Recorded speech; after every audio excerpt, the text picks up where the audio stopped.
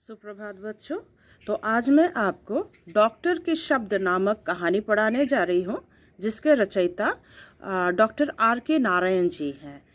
तो वे प्रसिद्ध लेखक हैं और आपने मालगुडी डेज का नाम सुना है या नहीं। वह बहुत ही प्रचलित विख्यात सीरियल था, जो बहुत ही रचना है, मतलब क्या बहुत ही विख्यात रचना है। तो यहाँ पे डॉक्टर रमन जो है वे उसी मालगुडी डेज के एक कैरेक्टर हैं। तो यहाँ पर डॉक्टर रमन उस शहर के बहुत ही जाने माने डॉक्टर थे। तो उनके पास मरीज़ जो हैं अपने आखिरी दिनों में आते थे, पहले नहीं आते थे। कारण क्या था? क्योंकि उनकी फ़ीस जो है काफ़ी बड़ी थी, काफ़ी लंबी थी। फ़ीस ज़्यादा होने के कारण मरीज़ उनके पास नहीं आते थे, आखिरी दिनों में आते थे। पर वे बहुत ही विख्यात डॉक्टर थे और क्या है, बहुत ही तजुर्बेकार योग्य डॉक्टर थे। मतलब और डॉक्टर ऐसे थे जो एकदम मतलब रोगी के बारे में सब कुछ डिटेल्स बता देते थे। यदि रोगी मरने वाला है तो वह भी बता देते थे परिवारजनों को कि रोगी की अवस्था शोचनीय है। पर यहाँ पर क्या है, सभी विश्वास भी करते थे क्योंकि बहुत सालों का उनका एक्सपीरियंस भी था। पर क्या है, चूंकि उनकी फ़ीस अधिक थी, इसीलिए क्या है, रोगी आखिरी दिनों में जब देखते थे कि और बचने की आशा नहीं है। पर यहाँ पर देखो, डॉक्टर रमन अगर देखते कि रोगी में थोड़ी भी हालत की मतलब सुधार की आशा है, तो वे तुरंत क्या है, एकदम जी जान लगा देते थे। रोगी को बचाने के लिए जी जान लगा देते थे और वह रोगी बच भी जाता था।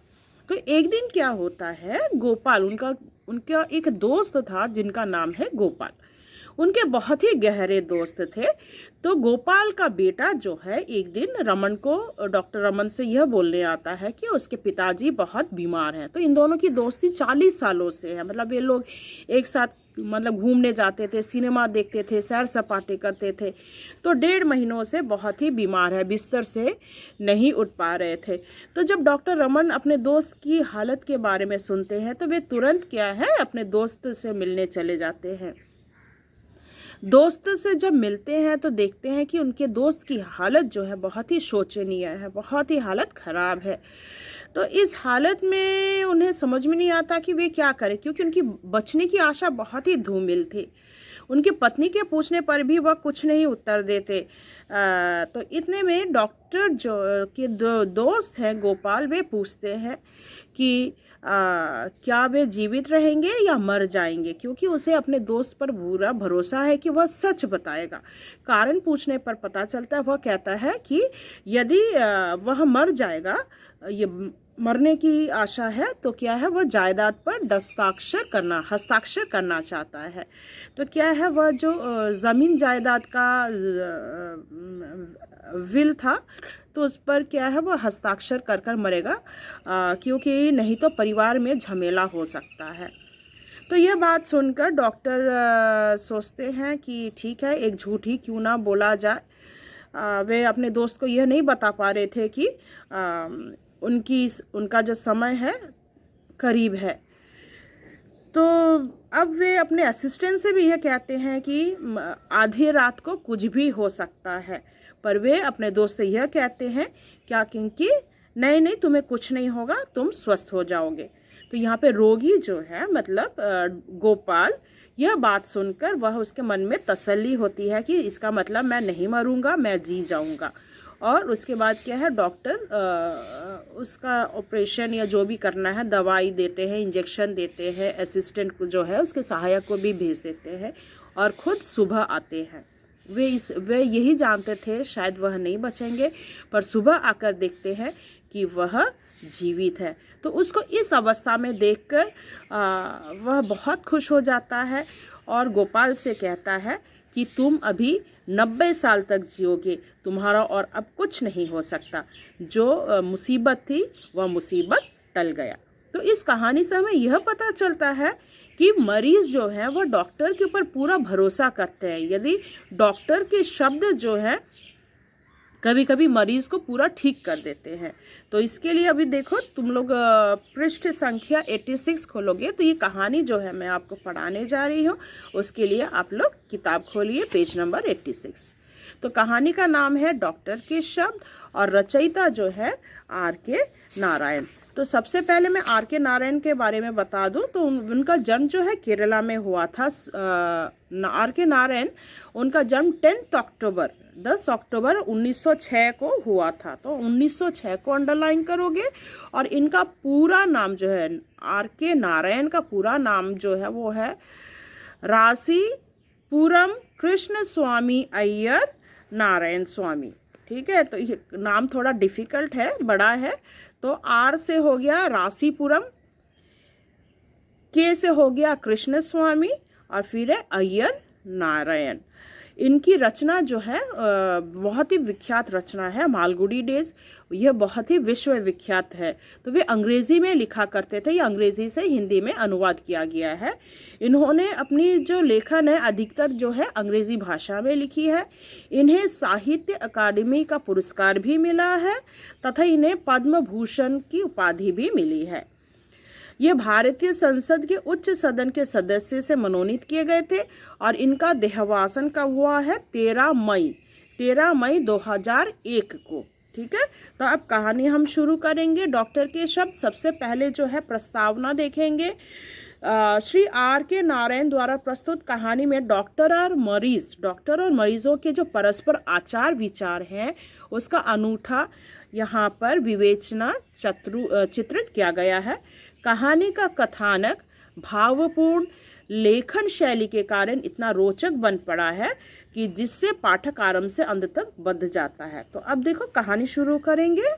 तो यहाँ पर देखो, डॉक्टर रमन के पास मरीज बीमारी के आखिरी दिनों में ही आते थे। मरीज कब आते थे डॉक्टर के पास?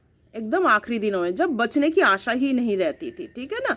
वे अक्सर चिल्लाते। अब डॉक्टर गुस्सा हो जाते कि जब एकदम लास्ट मोमेंट में क्यों आते हो, अब क्या इलाज करे, तुम एक दिन पहले क्यों नहीं आ सकते? एक दिन पहले आते तो कोई उम्मीद होती है, एकदम आखिरी दिनों में आते हो कि बचने की आशा ही नहीं रहती। इसका कारण भी साफ था। तो डॉक्टर के पास लोग आखिरी दिनों में क्यों आते थे? क्योंकि डॉक्टर की बड़ी फीस और इससे ज़्यादा महत्वपूर्ण बात यह कि कोई यह नहीं मानना चाहता था कि आखिरी समय आ गया है। डॉक्टर क्या है, झूठ नहीं बोलते थे, मरीज से नहीं छिपाते थे। यदि मरीज को मरना है तो एकदम मुंह के ऊपर बोल देते कि वह बचने वाला नहीं है। यह सुनने के लिए क्या है, मरीज जो है डॉक्टर के पास नहीं आते थे, और जब बचने की कोई आशा ही नहीं रहती थी तो तब आते थे।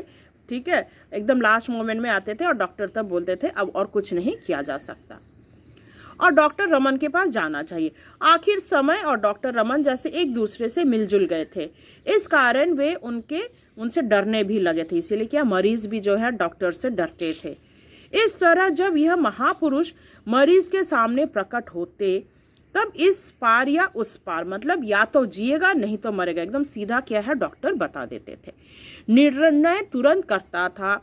अब कोई हीला वाली या चालबाजी काम नहीं आती थी। वे झूठ नहीं बोलते थे, कोई चालबाजी काम नहीं आती थी।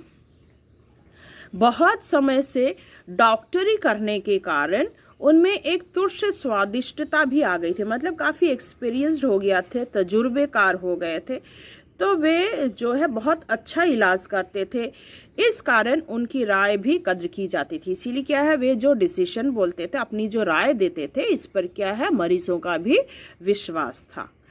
अब वे राय देने वाले डॉक्टर मात्र न रहकर फैसला सुनाने वाले जज बन गए थे। तो क्या है, अब सब बोलते थे हाँ डॉक्टर तो फैसला सुनाएंगे, वे तो अभी जज हो गए, या तो जिएगा या मरेगा, एकदम साफ साफ बता देंगे।